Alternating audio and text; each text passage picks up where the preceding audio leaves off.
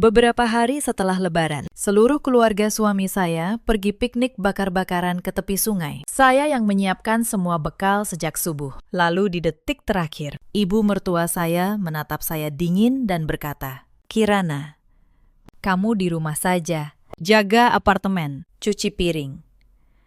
Cuci semua spray. Pintu jati itu terbanting. Saya ditinggalkan sendirian di tengah tumpukan piring kotor. Mereka tidak tahu, apartemen mewah tempat mereka tinggal setahun ini adalah milik pribadi saya. Dan hari itu, kesabaran 5 tahun saya akhirnya putus. Halo, sahabat. Selamat datang kembali di saluran kita. Sebelum kita mulai, jangan lupa tekan tombol berlangganan supaya kalian tidak ketinggalan kisah-kisah kehidupan yang penuh pelajaran seperti hari ini. Kisah ini mengajarkan kita satu hal. Kesabaran seorang wanita itu ada batasnya. Dan ketika batas itu terlampaui, yang tersisa bukan air mata, melainkan keberanian. Nama saya Kirana, 32 tahun. Saya bekerja sebagai pengelola properti, dan sebentar lagi saya akan membuka sebuah kafe buku kecil milik saya sendiri. Sudah 5 tahun, saya menjadi menantu di keluarga Pratama. 5 tahun saya menelan banyak hal, demi satu kata, damai. Saya tinggal di sebuah apartemen mewah di lantai 20, di kawasan Menteng. Apartemen itu peninggalan ayah saya. Ayah meninggal 3 tahun sebelum saya menikah. Beliau meninggalkan 2 hal untuk saya, apartemen ini dan sebuah ruko komersial di dekat Sudirman. Semua atas nama saya, hitam di atas putih. Tapi tidak ada satupun dari keluarga suami yang tahu kebenaran itu. Saya menyembunyikannya, bukan karena licik. Saya hanya ingin menjaga muka suami saya di depan kerabatnya. Saya ingin Bagas tetap merasa menjadi kepala keluarga yang menafkahi. Sekarang saya menyadari, itulah kesalahan terbesar saya. Suami saya bernama Bagas Pratama, 36 tahun. Dulu, saat kami pacaran, dia lembut dan penuh perhatian. Dia bilang, saya adalah wanita paling kuat yang pernah ia temui. Saya percaya. Saya pikir pria seperti itu akan menjaga saya seumur hidup. Ibu mertua saya, Bu Ratna, 60 tahun. Seorang wanita yang gemar pamer di depan tetangga. Wajahnya selalu terangkat tinggi, seolah dunia berutang hormat padanya. Sejak hari pertama, Bu Ratna tidak pernah benar-benar menerima saya. Bukan karena saya kurang baik, justru karena saya terlalu mandiri. Di rumah itu masih ada adik ipar saya, Wisnu, dengan istrinya, Rini. Pasangan muda yang baru punya anak. Rini punya suara melengking yang selalu menusuk telinga dan punya kebiasaan menyuruh saya seperti menyuruh pembantu. Setahun yang lalu, usaha Wisnu bangkrut. Mereka kehilangan kontrakan. Dengan setengah memaksa, Bu Ratna meminta agar seluruh keluarga pindah ke apartemen saya. Sementara waktu, katanya, saya yang tidak ingin ribut mengiyakan. Saya pikir sebentar saja. Sebentar itu menjadi 1 tahun penuh. Lalu mereka memperlakukan rumah saya seolah milik mereka. Bu Ratna mengatur dapur saya. Rini menata kamar tamu jadi kamar anaknya. Dan saya, pemilik sah apartemen ini, justru menjadi orang asing di rumah saya sendiri. Selama 5 tahun pernikahan, saya menahan banyak hal yang seharusnya tidak saya tahan. Saya menyerahkan seluruh gaji bulanan saya kepada Bu Ratna untuk mengelola urusan keluarga. Saya menyisihkan makanan lezat untuk suami dan adiknya, lalu makan sisanya. Saya menyembunyikan fakta bahwa apartemen ini milik saya demi menjaga harga diri keluarga suami. Saya pikir pengorbanan itu akan membeli sebuah keluarga yang hangat, penuh cinta suami dan rasa hormat dari ibu mertua. Saya salah. Pengorbanan yang tidak dihargai bukanlah kebajikan. Itu hanya undangan bagi orang lain untuk menginjak kita lebih dalam. Retakan itu mulai terlihat sejak tahun kedua. Saya ingat satu malam, saya pulang larut karena lembur. Saya kelelahan. Di meja makan, Bu Ratna sudah menunggu dengan wajah masam. Bukan untuk menanyakan keadaan saya, tapi untuk menegur kenapa saya pulang terlambat dan tidak memasak. Istri yang baik itu mendahulukan keluarga, bukan pekerjaan. Katanya tajam. Saya menelan kata-kata itu. Saya hanya tersenyum tipis. Lalu masuk ke dapur. Bagas, suami saya, hanya menonton televisi. Tidak satu kata pun keluar untuk membela saya saat itu.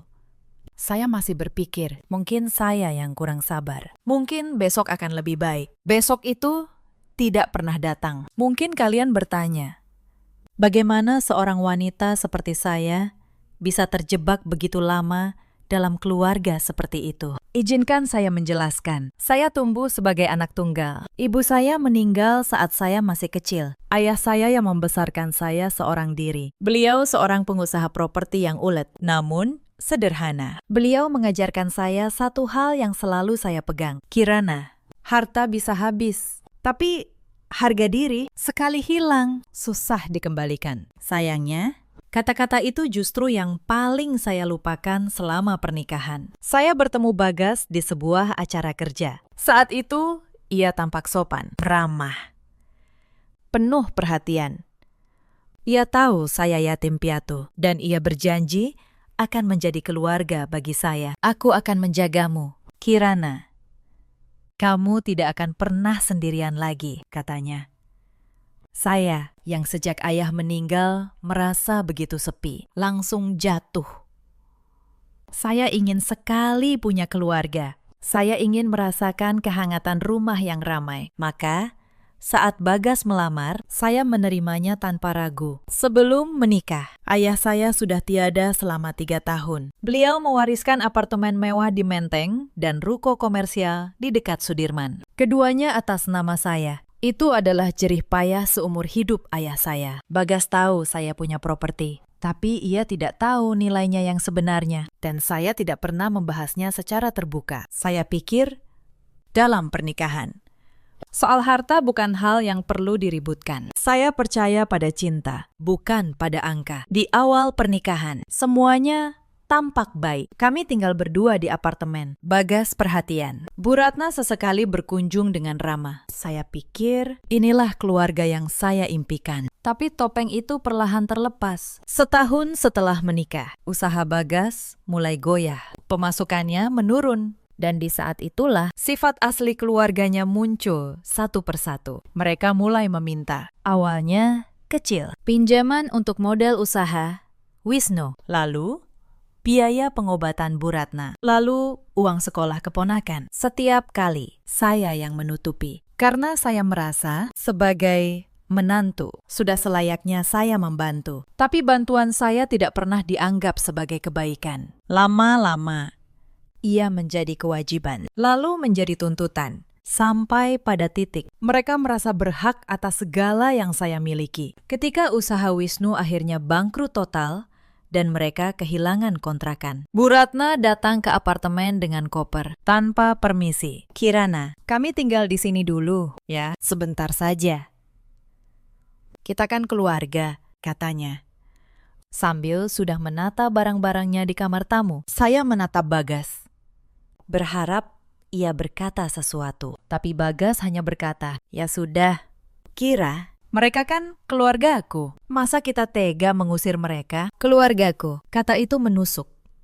Karena dalam kalimat itu jelas siapa yang ia anggap keluarga dan siapa yang hanya numpang. Sejak hari itu, apartemen saya berubah menjadi rumah mereka dan saya pemilik sahnya. Perlahan terdorong ke pinggir. Kamar utama tetap saya tempati bersama Bagas, tapi sisanya mereka kuasai. Dapur saya, ruang tamu saya, bahkan tata krama di rumah saya. Semua mereka atur. Saya membiarkannya, karena saya masih percaya pada satu kata itu, damai. Saya pikir, jika saya mengalah, rumah ini akan tenang. Jika saya berkorban, mereka akan luluh. Saya tidak pernah sesalah itu dalam hidup saya. Untuk memahami betapa dalamnya luka itu, izinkan saya membawa kalian ke beberapa kejadian sebelum pagi yang menentukan itu. Tahun ketiga pernikahan saya, saat itu Idul Fitri. Seluruh kerabat besar berkumpul di apartemen. Lebih dari 20 orang. Bu Ratna ingin pamer pada saudara-saudaranya bahwa anaknya hidup mewah di apartemen lantai 20. Saya memasak dari subuh hingga larut malam. Opor ayam, rendang, ketupat, nastar. Tangan saya melepuh karena minyak panas, tapi tidak ada yang peduli. Saat para tamu memuji masakan, Bu Ratna dengan bangga berkata, "Iya, ini semua masakan keluarga kami. Resep turun-temurun." Tidak satu kali pun ia menyebut nama saya, seolah saya hanya bayangan di dapur. Malam itu, setelah semua tamu pulang, saya menemukan tumpukan piring kotor menggunung di wastafel. Bagas sudah tidur. Rini sibuk bermain ponsel. Wisnu mendengkur di sofa. Bu Ratna menonton televisi sambil mengemil nastar yang saya buat. "Kirana, cuci piringnya yang bersih." "Ya," katanya tanpa menoleh.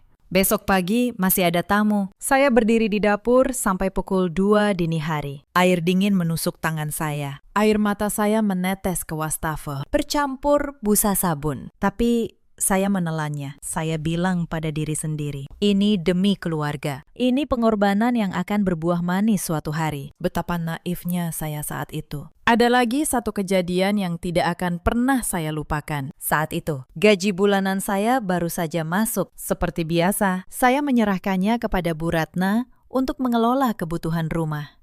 15 juta rupiah. Hasil kerja saya sebulan penuh. Beberapa hari kemudian, saya melihat Rini menenteng tas baru yang mahal. Wisnu memakai jam tangan baru. Dan Bu Ratna memamerkan gelang emas 3 gram di pergelangan tangannya. Saya bertanya pelan pada Bagas, "Mas, uang belanja bulan ini cukup kan? Kok semuanya beli barang baru?" Bagas menjawab acuh, "Sudahlah, Kira, itu urusan ibu. Kamu jangan ikut campur soal uang. Soal uang. Uang saya sendiri. Dan saya tidak boleh ikut campur." Saya hanya terdiam. Saya menyadari. Gaji yang saya serahkan itu bukan untuk kebutuhan rumah. Itu untuk memanjakan keluarga suami. Sementara saya sendiri makan seadanya. Tapi waktu itu saya masih percaya. Saya pikir suatu saat mereka akan melihat ketulusan saya. Suatu saat mereka akan berterima kasih. Saya benar-benar tidak tahu bahwa di mata mereka, semakin saya memberi, semakin saya dianggap lemah dan mudah dimanfaatkan. Lalu ada peristiwa kalung mutiara itu. Ulang tahun Bu Ratna yang lalu, saya menabung berbulan-bulan dari uang pribadi saya. Saya membelikannya seuntai kalung mutiara asli. Saya ingin, meski tidak pernah dianggap anak, setidaknya ia tahu saya menghormatinya sebagai ibu. Saat saya berikan, Bu Ratna hanya melirik sekilas. "Oh, mutiara. Bagus juga," katanya datar. Tidak ada ucapan terima kasih. Tapi sejak hari itu, ia memakai kalung itu kemana-mana. Ke arisan, ke pengajian, ke pesta. Dan setiap kali ada yang memuji, ia berkata, "Ini hadiah dari Bagas, anak saya. Anak saya memang paling perhatian, Bagas." Bukan saya, padahal Bagas bahkan tidak tahu kalung itu ada. Sampai saya membelinya. Saya mendengar itu dengan telinga saya sendiri. Suatu sore, di ruang tamu, saya berdiri di balik pintu dapur, memegang nampan teh. Saya tidak masuk. Saya hanya berdiri di sana. Merasakan sesuatu di dalam dada, saya retak sedikit lagi. Itulah hidup saya selama 5 tahun. Memberi, lalu dilupakan. Berkorban, lalu diinjak.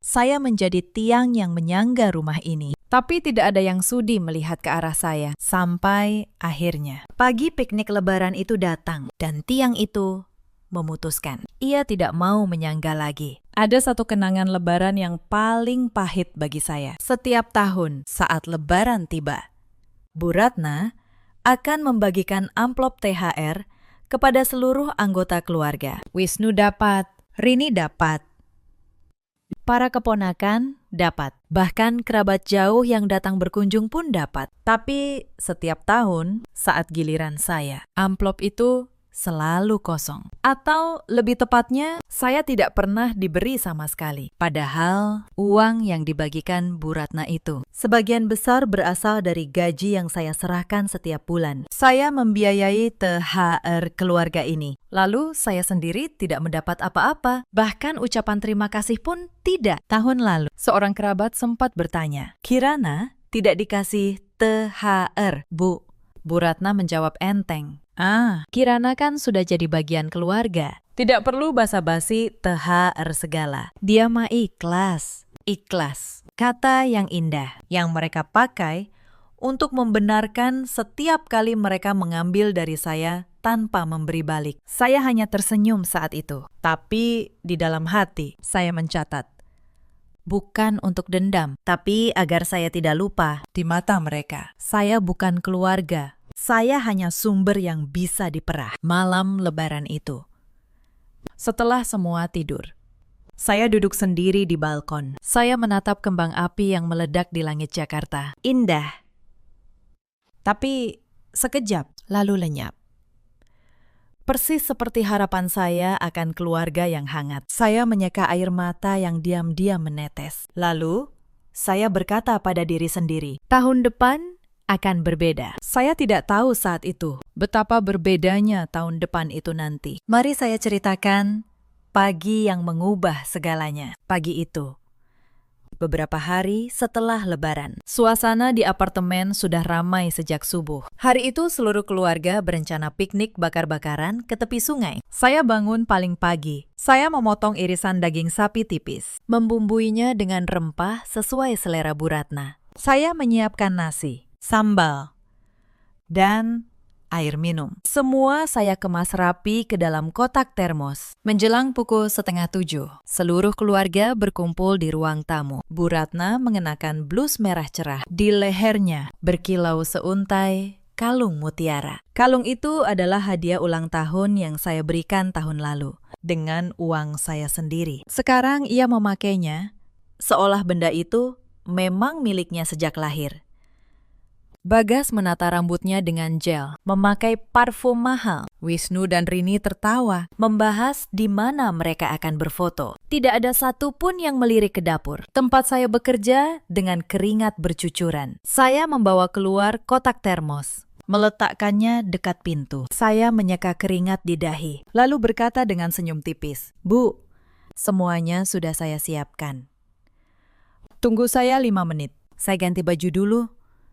Lalu, kita bisa berangkat." Bu Ratna yang sedang mengagumi dirinya di cermin, berbalik tajam. Tatapannya melihat ke arah mobil Wisnu yang parkir di bawah. Lalu kembali pada saya. Dingin. Mobil Wisnu sempit. Kirana. 4 orang dewasa dan begitu banyak barang sudah penuh, katanya. Kamu di rumah saja hari ini. Jaga apartemen, bersihkan rumah, cuci piring.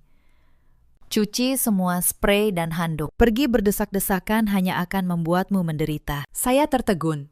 Kotak termos berisi makanan yang baru saja saya siapkan berdiri tepat di kaki saya, seolah menjadi saksi bisu atas kesia-siaan usaha saya. Saya menatap Bagas, berharap dia mengatakan sesuatu untuk membela saya. Padahal kemarin, saat kami membahas rencana ini, Bagas sendiri yang bilang, kami berlima muat dengan nyaman dalam satu mobil. Semua persiapan ini saya lakukan agar bisa pergi bersama. Tapi Bagas menghindari tatapan saya. Ia membungkuk merapikan lipatan celananya, lalu menjawab ibunya dengan nada acuh. Ibu benar, Kira.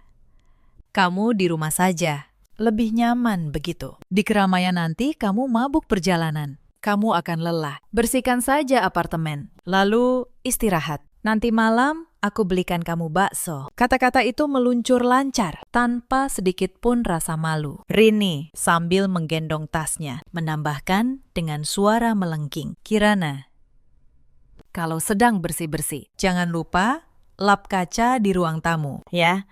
Kemarin si kecil meninggalkan bekas tangan di sana. Di rumah sejuk, jangan terburu-buru. Kerjakan semuanya dengan teliti. Saya berdiri diam. Mereka memperlakukan saya seperti pembantu gratis. Seorang pelayan yang sudah menyelesaikan tugasnya, lalu disingkirkan agar mereka bisa menikmati hidup. Anehnya, saya tidak menangis. Mata saya kering. Saya tidak berteriak. Tidak mengucapkan sepatah kata pun yang kasar. Hati saya, yang selama bertahun-tahun terkikis oleh sikap dingin mereka, pada saat itu akhirnya membeku sepenuhnya. Satu tetes terakhir telah meluapkan cawan. Tetesan itu jatuh tanpa suara. Tapi cukup untuk menghancurkan semua ilusi tentang keluarga yang hangat. Suara saya begitu tenang, hingga saya sendiri terkejut. Baik, Bu, selamat bersenang-senang. Bu Ratna tampak sangat puas dengan kepatuhan saya. Ia mengambil tasnya dengan bangga dan berjalan keluar. Bagas membawa kotak makanan. Wisnu dan Rini mengikuti. Pintu jati terbanting. Tawa mereka perlahan menghilang di koridor. Di apartemen besar itu, hanya tersisa saya. Di tengah tumpukan piring kotor dan bau lemak yang menggantung di udara, saya berjalan ke jendela. Di bawah sana, mobil Wisnu bergerak, bergabung dengan arus lalu lintas. Saya menatapnya hingga hilang. Lalu, saya berbalik. Dan untuk pertama kalinya dalam 5 tahun, saya melihat rumah ini dengan mata yang berbeda. Bukan dengan mata seorang menantu yang ingin diterima, tapi dengan mata seorang pemilik. Saya tidak mencuci piring hari itu. Saya duduk di sofa ruang tamu, mengambil ponsel, dan mulai berpikir. Selama ini saya selalu bertanya, apa yang kurang dari diri saya? Hari itu, pertanyaan saya berubah. Apa yang sebenarnya mereka inginkan dari saya? Jawabannya datang lebih cepat dari dugaan saya. Sore itu, saya membuka laci kerja Bagas untuk mencari kunci cadangan. Di sana, terselip sebuah amplop. Saya membukanya. Isinya bukti transfer dari rekening Bagas. 200 juta rupiah. Dikirim ke rekening Wisnu, adiknya. Dengan keterangan, untuk DP rumah, 200 juta. Uang yang selama ini ia bilang sebagai tabungan bersama kami. Uang yang katanya tidak boleh kami sentuh karena untuk masa depan anak kami kelak. Ternyata dipakai untuk membeli rumah adiknya. Tanpa sepatah kata pun kepada saya. Tangan saya bergetar, bukan karena sedih, tapi karena akhirnya saya melihat pola yang utuh. Malam itu, ketika mereka pulang dengan wajah riang, saya menyambut mereka seperti biasa. Saya menyimpan amplop itu. Saya tidak berkata apa-apa, karena saya tahu kemarahan yang diumbar hanya akan jadi tontonan. Tapi kemarahan yang dipendam bisa menjadi rencana. Keesokan harinya, saya menemui Mbak Asih, pembantu lama yang sudah ikut sejak ayah saya masih hidup. Mbak Asih satu-satunya orang di rumah itu yang masih memandang saya dengan hormat. Mbak, kata saya pelan, selama ini Mas Bagas sering pulang larut, ya? Mbak Asih menunduk. Ia ragu sejenak, lalu berbisik, Bu Kirana, saya tidak enak hati. Tapi Bu, pantas tahu, beberapa bulan ini Pak Bagas sering pulang dini hari. Bau parfum perempuan, bukan parfum Bu Kirana. Kalimat itu seharusnya menghancurkan saya, tapi tidak, saya hanya mengangguk. Karena di dalam hati, saya sudah lama merasakannya. Saya hanya butuh seseorang mengucapkannya dengan suara. Malam itu, saya tidak tidur. Saya membuka laptop. Saya mulai menyusun satu persatu. Rekening koran, bukti aliran dana 200 juta dari rekening Bagas. Sertifikat apartemen atas nama saya. Sertifikat ruko warisan ayah. Semua saya pindai. Saya simpan rapi. Saya kunci dalam satu map. Untuk pertama kalinya, saya tidak merasa lemah. Saya merasa akhirnya saya memegang kendali. Ada satu hal lagi yang membuat hati saya benar-benar membatu. Sebuah percakapan yang tidak sengaja saya dengar. Itu terjadi beberapa hari sebelum piknik Lebaran. Malam itu, saya bangun untuk minum. Saat melewati ruang tamu, saya mendengar suara Bu Ratna dan Bagas berbisik di balkon. Saya berhenti. Saya bersembunyi di balik dinding dan mendengarkan. Bagas, kata Bu Ratna pelan, kamu sudah 5 tahun menikah dengan Kirana, tapi belum punya anak. Ibu pikir sebaiknya kamu cari yang lain. Saya menahan napas. Tapi, Bu, jawab Bagas ragu. Apartemen ini punya Kirana. Kalau dia pergi, kita tinggal di mana? Bu Ratna terkekeh pelan. Makanya, sebelum dia pergi, kita urus dulu surat-suratnya. Buat dia, tanda tangani pengalihan apartemen ke nama keluarga. Setelah itu, terserah dia mau kemana. Kamu masih muda, Bagas. Banyak perempuan yang lebih baik dari dia di luar sana. Lebih baik dari dia. Setelah 5 tahun, saya memberi segalanya. Saya berdiri di balik dinding itu dengan tubuh gemetar. bukan karena takut. Tapi karena pada saat itu, Saya akhirnya melihat seluruh kebenaran dengan jelas, sejernih kaca. Mereka tidak pernah menganggap saya keluarga. Bagi mereka, saya hanyalah jembatan menuju harta. sebuah alat yang akan mereka buang begitu tidak lagi berguna. Rencana mereka sudah jelas. Paksa saya menyerahkan apartemen, lalu singkirkan saya. Dan Bagas, suami yang berjanji menjaga saya seumur hidup, justru ikut menyusun rencana itu bersama ibunya. Saya kembali ke kamar dengan langkah pelan. Saya berbaring di samping Bagas yang berpura-pura tidur. Saya menatap langit-langit sepanjang malam. Anehnya, saya tidak menangis. Saya justru merasa lega karena akhirnya, tidak ada lagi ilusi yang harus saya jaga. Tidak ada lagi harapan kosong yang harus saya rawat. Yang ada hanya kejernihan dan tekad. Esok paginya, saya bangun lebih awal dari biasanya. Saya menatap wajah saya di cermin. Wajah seorang perempuan yang selama 5 tahun selalu menunduk. Hari itu, saya mengangkat dagu saya. Saya berkata pada bayangan saya sendiri, Kirana, sudah cukup. Ini bukan masalah sepele lagi. Saya tidak akan menunggu mereka menyingkirkan saya. Saya yang akan memutuskan kapan dan bagaimana semua ini berakhir. Penghinaan di pagi piknik lebaran itu yang membuat saya ditinggal sendirian seperti pembantu. Ternyata hanya puncak dari rencana yang sudah lama mereka susun. Tapi bagi saya, itu bukan akhir. Itu adalah penghinaan terakhir yang mereka lakukan tanpa membayar harganya. Karena sejak saat itu, setiap perbuatan mereka akan dicatat. Setiap bukti akan dikumpulkan. Dan pada akhirnya, semua akan dibuka di tempat yang mereka paling takuti, di hadapan hukum. Mereka pikir mereka sedang menyingkirkan seorang pembantu, padahal mereka sedang membangunkan seseorang yang sudah terlalu lama tertidur. Hari-hari berikutnya, saya berubah. Bukan secara terbuka, tapi di dalam. Saya tetap memasak. Saya tetap tersenyum, tapi diam-diam, saya mulai mengamati. Saya menyimpan setiap nota belanja yang Bu Ratna minta. Saya mencatat setiap kali gaji saya berpindah tangan. Saya memasang sebuah kamera kecil di ruang tamu dengan alasan untuk mengawasi keponakan saya yang masih balita. Tidak ada yang curiga. Sementara itu, sikap mereka justru semakin berani. Suatu sore, Rini datang menghampiri saya di dapur. Suaranya dibuat semanis mungkin. Mbak Kirana, aku mau bicara. Apartemen ini kan luas. Sayang kalau cuma atas nama Mbak sendiri. Gimana kalau dibikin atas nama keluarga? Biar adil. Biar semua merasa memiliki. Kan kita ini satu keluarga. Saya menatapnya. Senyum di wajah Rini tidak sampai ke matanya. Nanti saya pikirkan. Rini, jawab saya tenang. Tapi di dalam hati, saya tahu persis apa yang mereka incar. Mereka sudah mencium bahwa apartemen ini bukan milik Bagas dan mereka ingin merampasnya. Selagi saya masih merasa berutang budi. Beberapa hari kemudian, Bu Ratna memanggil saya ke kamarnya. Di atas meja sudah tersedia secarik surat dan sebuah pena. Kirana, katanya dengan nada yang dibuat lembut. Ibu sudah tua. Ibu ingin sebelum ibu tiada, semua urusan rumah ini jelas. Kamu tanda tangani surat ini, ya, supaya apartemen tercatat atas nama keluarga besar. Ini demi kebaikan kita semua, demi cucu-cucu ibu nanti. Saya membaca surat itu, sebuah surat pernyataan pengalihan kepemilikan. Jika saya tanda tangani, saya akan menyerahkan apartemen warisan ayah saya ke tangan keluarga yang tidak pernah menganggap saya sebagai keluarga. Saya mengangkat wajah. Saya pelajari dulu. Bu, surat seperti ini penting.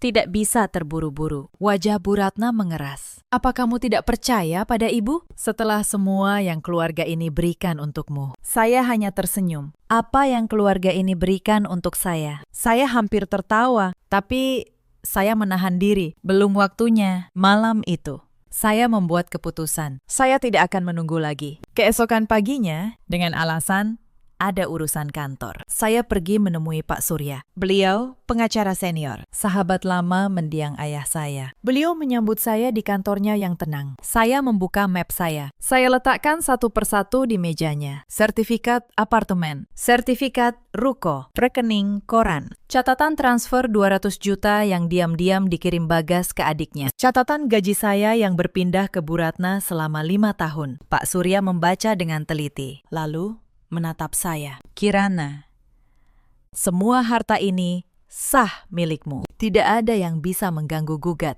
Tapi yang ingin saya tanyakan, apa kamu sudah benar-benar siap? Saya mengangguk. Saya siap. Pakistan, saya hanya kurang satu hal. Bukti yang bisa membuat hukum sepenuhnya berpihak pada saya. Bukti itu datang dengan cara yang tidak saya duga. Seminggu kemudian, di siang hari, seorang teman lama mengirimi saya sebuah pesan, sebuah foto Bagas, suami saya, sedang duduk di sebuah kafe mahal bersama seorang wanita muda. Tangan mereka bertaut di atas meja. Jantung saya tidak berdebar panik seperti dulu. Saya justru tenang.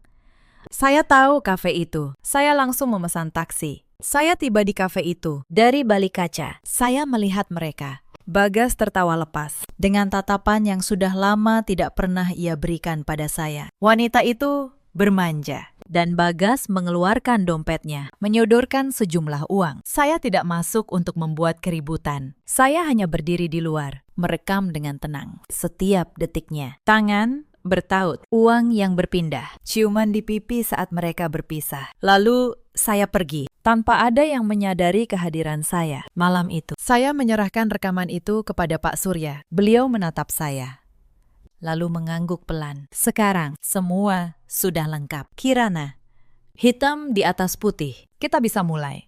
Saya pulang ke apartemen. Mereka semua sedang berkumpul di ruang tamu, tertawa menonton televisi. Bu Ratna masih memakai kalung mutiara saya. Bagas duduk santai, seolah tidak ada yang ia sembunyikan. Saya berdiri di ambang pintu, memandangi mereka. Untuk terakhir kalinya, saya melihat mereka sebagai orang-orang yang pernah saya panggil keluarga. Besok, semuanya akan berubah. Tapi malam itu, mereka masih belum tahu apa yang sudah saya siapkan untuk mereka. Tekanan untuk menyerahkan apartemen itu semakin gencar setiap hari. Suatu malam, Bu Ratna sengaja mengumpulkan seluruh keluarga di ruang tamu. Wisnu, Rini, bahkan beberapa kerabat dekat hadir. Suasananya dibuat seolah pertemuan keluarga biasa, tapi saya tahu ini adalah jebakan. Di tengah obrolan, Bu Ratna mengeluarkan map berisi surat itu lagi. Ia meletakkannya di meja, di depan semua orang. Kirana, katanya dengan suara lantang, agar semua mendengar. Ibu sudah pikirkan baik-baik demi kerukunan keluarga. Apartemen ini sebaiknya jadi milik bersama. Kamu kan istri Bagas. Sudah sepatutnya harta jadi satu. Tanda tangani saja surat ini di depan keluarga. Biar semua jadi saksi. Semua mata tertuju pada saya. Rini tersenyum menang. Wisnu mengangguk-angguk. Para kerabat menatap saya, seolah menunggu saya menurut. Ini adalah taktik mereka. Mempermalukan saya di depan banyak orang, agar saya terpojok dan tidak bisa menolak. Agar jika saya menolak, sayalah yang tampak jahat, menantu durhaka yang serakah. Tapi mereka lupa satu hal. Saya bukan lagi Kirana yang 5 tahun lalu. Saya menatap surat itu, lalu menatap Bu Ratna dengan tenang. Bu, kata saya. Suara saya jernih dan stabil. Surat sepenting ini menyangkut harta warisan ayah saya. Saya tidak bisa menandatanganinya tanpa membaca dengan teliti dan berkonsultasi terlebih dahulu. Ibu tentu paham. Ini bukan masalah sepele. Wajah Bu Ratna mengeras. Berkonsultasi dengan siapa? Apa kamu tidak percaya pada keluargamu sendiri? Saya tersenyum tipis. Justru karena ini penting, Bu. Saya yakin Ibu tidak keberatan saya berhati-hati, kecuali ada sesuatu yang Ibu sembunyikan dari saya. Suasana ruangan berubah. Bu Ratna tergagap. Bagas, yang duduk di samping, menunduk dan tidak berani menatap saya. Saya berdiri. Kalau begitu, mari kita bicarakan ini lain waktu. Dengan kepala dingin. Sekarang, Biar saya siapkan teh dan kue untuk semua. Saya berbalik menuju dapur, meninggalkan mereka yang terdiam. Untuk pertama kalinya, saya melihat keraguan di wajah mereka. Mereka mulai sadar, mangsa yang mereka kira jinak ternyata punya cakar. Di dapur, saya menyandarkan punggung ke dinding. Jantung saya berdebar, tapi bukan karena takut, Karena untuk pertama kalinya, saya melawan. dan rasanya membebaskan. Malam itu, saya kirim pesan pada Pak Surya. Pakistan, saya sudah siap. Tolong percepat semua prosesnya. Saya tahu. Waktu saya tidak banyak. Mereka akan semakin agresif. Tapi saya juga tahu setiap hari yang berlalu, bukti di tangan saya semakin lengkap. Dan ketika semuanya siap, tidak akan ada yang bisa menghentikan saya. Saya hanya perlu bertahan sedikit lebih lama. Memainkan peran menantu yang patuh untuk terakhir kalinya. Sampai hari di mana topeng itu bisa saya lepaskan. Dan kebenaran berbicara dengan suaranya sendiri. Sejak hari saya menemukan amplop transfer itu, saya menjadi dua orang yang berbeda dalam satu tubuh. Di luar, saya tetap Kirana yang patuh, yang memasak, yang membersihkan, yang tersenyum saat disuruh. Tapi di dalam, saya adalah seorang perempuan yang sedang menghitung dengan tenang, dengan teliti setiap malam. Setelah semua tertidur, saya membuka laptop di kamar. Saya menyusun garis waktu. Kapan gaji saya berpindah ke Bu Ratna? Berapa jumlahnya? Selama 5 tahun. Saya menjumlahkannya. Angkanya membuat saya tertegun sendiri. Hampir 800 juta rupiah. Hasil kerja saya mengalir ke kantong keluarga yang tidak pernah menganggap saya keluarga. Saya mencetak rekening koran 5 tahun terakhir. Saya menandai setiap transaksi mencurigakan dari rekening Bagas. Saya menyimpan salinan sertifikat di 3 tempat berbeda. 1 di brankas bank, 1 di kantor Pak Surya, 1 lagi saya bawa selalu. Saya tidak ingin meninggalkan satu celah pun. Suatu hari, keluarga besar Bagas berkumpul lagi di apartemen. Kali ini, ada bibi dan paman dari pihak Bu Ratna. Saya, seperti biasa, menyibukkan diri di dapur, menyajikan hidangan. Saat saya membawa nampan berisi kue ke ruang tamu, Rini tiba-tiba berkata dengan suara melengking yang sengaja dikeraskan. Mbak Kirana, awas ya. Jangan sampai tumpah di karpet. Karpet ini mahal. Loh, susah bersihinnya. Para tamu menoleh ke arah saya. Beberapa tersenyum sinis. Bibi Bagas berbisik pada yang lain. Itu menantunya, ya. Kok kayak pembantu? Wajah saya panas. Tapi saya tidak menunjukkannya. Saya hanya meletakkan nampan dengan hati-hati. Lalu kembali ke dapur. Di dapur, Mbak Asih menatap saya dengan iba. Bu Kirana, sabar. Ya, bisiknya. Saya tersenyum padanya. Sebuah senyum yang berbeda kali ini. Mbak Asih, kata saya pelan. Tidak lama lagi, semua ini akan berakhir. Dan saya ingin Mbak tahu, kalau nanti saya pindah, Mbak ikut dengan saya. Saya tidak akan meninggalkan orang yang baik pada saya. Mbak Asih menatap saya bingung.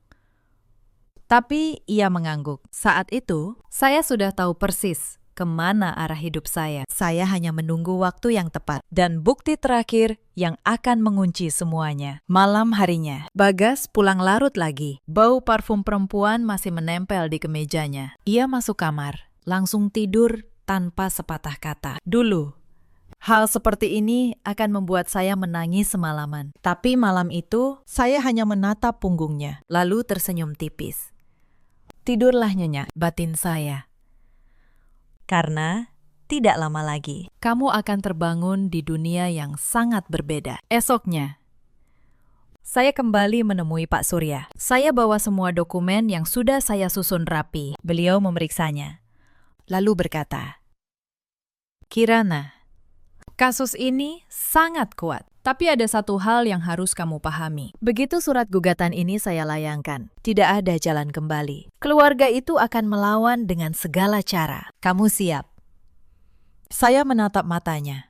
Pak Surya, saya sudah menahan diri selama 5 tahun. Saya sudah memberi semuanya, dan mereka tetap menginjak saya. Sekarang, saya tidak takut lagi. Layangkan suratnya. Pak Surya tersenyum.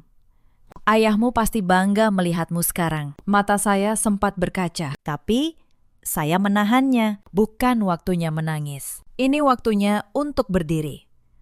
Malam sebelum sidang, saya tidak bisa tidur. Bukan karena gugup, tapi karena begitu banyak yang berputar di kepala saya. Saya membuka kembali map bukti saya, satu persatu. Untuk yang terakhir kalinya, sertifikat apartemen, sertifikat ruko, Salinan transfer 200 juta itu. rekaman di kafe, catatan gaji 5 tahun. Semua sudah lengkap. Mbak Asi datang ke kamar saya malam itu. Ia membawakan secangkir teh hangat. Bu Kirana, katanya pelan. Saya sudah siap jadi saksi besok. Saya akan ceritakan semua yang saya lihat selama ini. Bagaimana Bu Kirana diperlakukan di rumah ini. Saya tidak takut. Mata saya berkaca di rumah yang penuh kepalsuan ini. Hanya Mbak Asi, seorang pembantu yang punya hati paling tulus. Terima kasih, Mbak, kata saya. Setelah ini selesai, kita mulai hidup baru. Bersama, pagi harinya, saya bangun dengan tenang. Saya memakai blazer rapi untuk pertama kalinya dalam 5 tahun. Saya tidak memasak untuk siapapun. Saya keluar dari apartemen dengan kepala tegak. Di ruang sidang, saya melihat mereka semua. Bagas dengan wajah panik. Bu Ratna dengan dagu terangkat, masih yakin akan menang. Wisnu dan Rini di kursi belakang. Mereka pikir, hari itu akan jadi hari kemenangan mereka. Hari di mana mereka akhirnya merebut semua yang saya miliki. Mereka tidak tahu, hari itu adalah hari kejatuhan mereka. 3 hari kemudian, sebuah surat resmi datang ke apartemen. Surat panggilan dari pengadilan. Gugatan cerai. Diajukan oleh saya. Seperti petir di siang bolong. Surat itu mengguncang seisi rumah. Bagas membaca surat itu dengan tangan gemetar. Wajahnya pucat. Kirana, ini apa? Kamu bercanda, kan? Suaranya bergetar. Saya menatapnya tenang. Saya tidak pernah seserius ini. Mas, Bu Ratna langsung naik pitam. Ia berdiri, menunjuk wajah saya. Beraninya kamu. Menantu durhaka. Setelah semua yang keluarga ini berikan, kamu mau menceraikan anak ibu, mau bawa kabur harta keluarga. Saya tidak bergeming. Harta keluarga. Bu, tanya saya pelan. Apartemen yang kalian tinggali ini milik siapa? Ruko yang ibu pamerkan ke tetangga itu atas nama siapa? Wajah Bu Ratna berubah.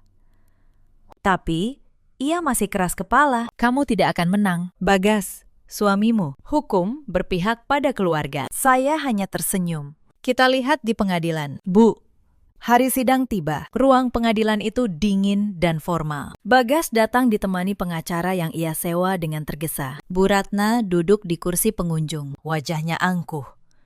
Yakin keluarganya akan menang. Pengacara Bagas berdiri lebih dulu. Ia berargumen bahwa apartemen dan ruko adalah harta bersama selama pernikahan. Bahwa saya istri yang meninggalkan kewajiban rumah tangga. Bahwa saya yang harus disalahkan. Saya mendengarkan tanpa berkedip. Lalu Pak Surya berdiri satu persatu. Ia membuka bukti. Sertifikat apartemen tertanggal 3 tahun sebelum pernikahan saya. Atas nama Kirana. Sertifikat ruko, warisan dari mendiang ayah saya. Atas nama Kirana. Dokumen waris yang sah dan tercatat di notaris. Wajah pengacara Bagas mulai pucat. Pak Surya melanjutkan. Ia menunjukkan rekening koran. Bukti transfer 200 juta dari rekening Bagas ke rekening Wisnu. Yang mulia, dana ini diambil dari tabungan bersama, tanpa sepengetahuan dan persetujuan klien saya. Ini penyelewengan harta bersama. Bagas menunduk. Tangannya mengepal di atas meja. Lalu, Pak Surya memutar rekaman. Layar di ruang sidang menyala. Bagas di kafe mahal. Tangan bertaut dengan wanita muda. Uang yang berpindah. Ciuman di pipi. Ruang sidang senyap. Bu Ratna terpaku di kursinya. Wajahnya yang tadi angkuh, kini memutih. Ia selalu bangga dengan putranya yang ia anggap teladan. Dan sekarang, kebenaran yang terungkap di depan semua orang telah merenggut sandaran terakhirnya. Bagas benar-benar hancur. Lututnya melemas. Ia menyandarkan kepalanya di meja dan menangis terseduh-seduh. Semua pembelaannya runtuh oleh bukti yang tak terbantahkan. Setelah bermusyawarah, hakim membacakan putusan dengan lantang. Berkat bukti yang kuat, hukum berpihak pada saya. Pengadilan mengabulkan gugatan cerai saya. Apartemen dan ruko komersial diakui sebagai milik pribadi saya sepenuhnya. Pengadilan mewajibkan Bagas Pratama mengembalikan 200 juta rupiah yang ia transfer secara sepihak kepada adiknya. Ia juga wajib mengganti seluruh dana yang ia habiskan untuk wanita simpanannya mengenai sisa tabungan bersama dengan mempertimbangkan pelanggaran berat berupa pengkhianatan, kesetiaan, dan kekerasan psikologis yang saya alami. Pengadilan memutuskan saya mendapatkan 80% dan Bagas hanya 20%. Selain itu, ia diwajibkan membayar saya sejumlah kompensasi atas kerugian moral. Saya meraih kemenangan telak. Tidak ada belas kasihan bagi mereka yang dengan sengaja menghancurkan hidup orang lain. Keluar dari gedung pengadilan, saya memejamkan mata sejenak dari silaunya matahari. Udara bersih yang bebas memenuhi dada saya. Pak Surya mengucapkan selamat, lalu pamit pergi. Saya berdiri sejenak di anak tangga, memandangi lalu lintas yang ramai. Tiba-tiba, dari belakang terdengar langkah kaki tergesa. Saya berbalik. Bagas berlari tergopoh-gopoh ke arah saya. Matanya merah dan bengkak, bahunya turun. Ia tampak begitu menyedihkan. Ia berhenti 2 langkah dari saya, bibirnya bergetar. Kirana, suaranya parau. Aku kehilangan segalanya. Aku tidak punya tempat tinggal. Aku tidak punya uang.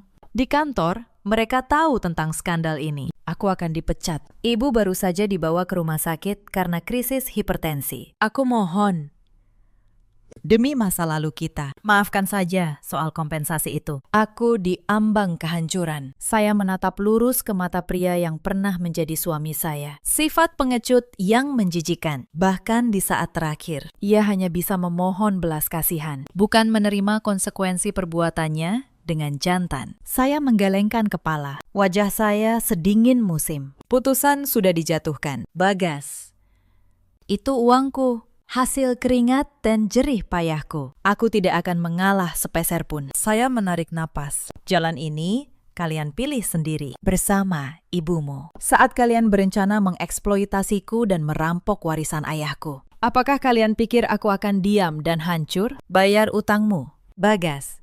Hiduplah dengan baik dan aku sarankan, jangan pernah lagi merusak hidup wanita manapun. Setelah mengatakan itu, saya berbalik dengan tegas, tanpa pernah menoleh ke belakang. Teriakan putus asanya tenggelam dalam kebisingan jalan. Saya mendekati mobil saya. Duduk di belakang kemudi, mobil bergerak mulus. Saya menyalakan musik, dan kabin dipenuhi melodi yang ceria. Saya melaju ke depan, meninggalkan kegelapan masa lalu. Rasa sakit, air mata, dan pengkhianatan. Di depan ada jembatan, melintasi sungai.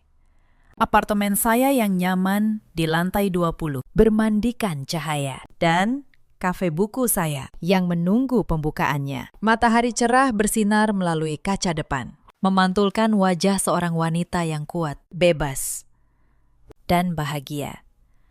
Kehidupan baru saya dimulai pada saat itu juga. Setelah perceraian itu resmi, saya meminta keluarga Bagas mengosongkan apartemen saya dalam waktu seminggu. Bu Ratna sempat mengamuk, menangis, mengancam.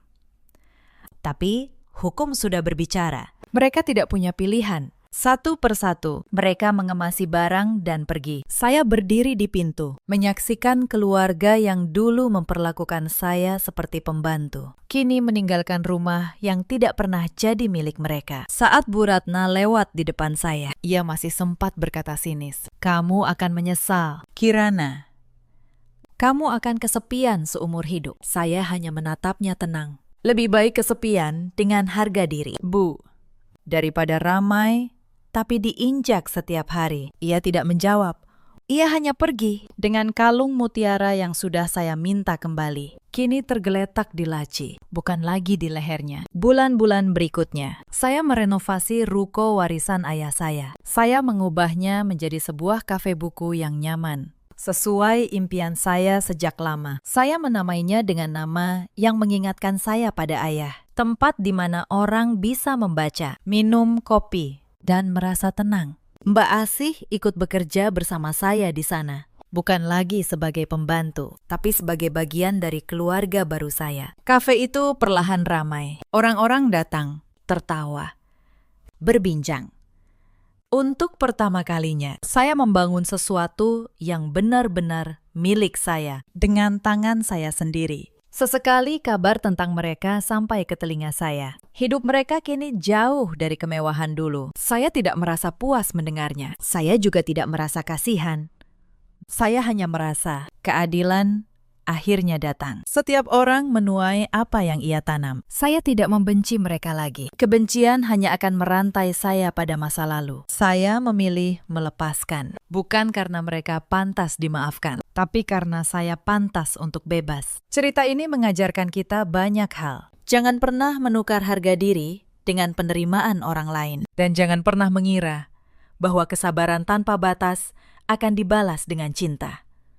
Ada banyak perempuan di luar sana yang seperti saya dulu. Mereka mengira pengorbanan akan membeli kasih sayang. Mereka menyerahkan gaji, tenaga, bahkan harga diri demi sebuah kata damai yang tidak pernah datang. Ada juga banyak suami di luar sana seperti Bagas, pengecut yang bersembunyi di balik ibunya, yang baru menyesal ketika semuanya sudah terlambat. Ada pula para ibu mertua yang seperti Bu Ratna, yang menganggap menantu sebagai pembantu dan baru tersadar saat sandaran mereka runtuh di depan mata. Bu Ratna kini hidup dalam penyesalan, bergantung pada anaknya yang sama-sama jatuh. Bagas kehilangan pekerjaan, rumah, dan nama baiknya. Sementara saya bangkit dari abu. Menjadi diri saya yang seharusnya sejak awal. Dalam hidup kita selalu punya pilihan. Kita bisa terus menahan kekejaman, atau kita bisa memilih keberanian untuk melepaskan. Karena menahan kekejaman berarti berlaku kejam pada diri sendiri. Dan kebahagiaan sejati dimulai saat kita menemukan keberanian untuk mencintai diri sendiri. Nasib seorang wanita pada akhirnya bergantung pada dirinya sendiri. Terima kasih, sahabat, sudah menemani sampai akhir. Jika kisah ini menyentuh hati kalian, ceritakan pengalaman kalian di kolom komentar. Jangan lupa berlangganan untuk mendengar kisah-kisah kehidupan lainnya. Sampai jumpa di cerita berikutnya.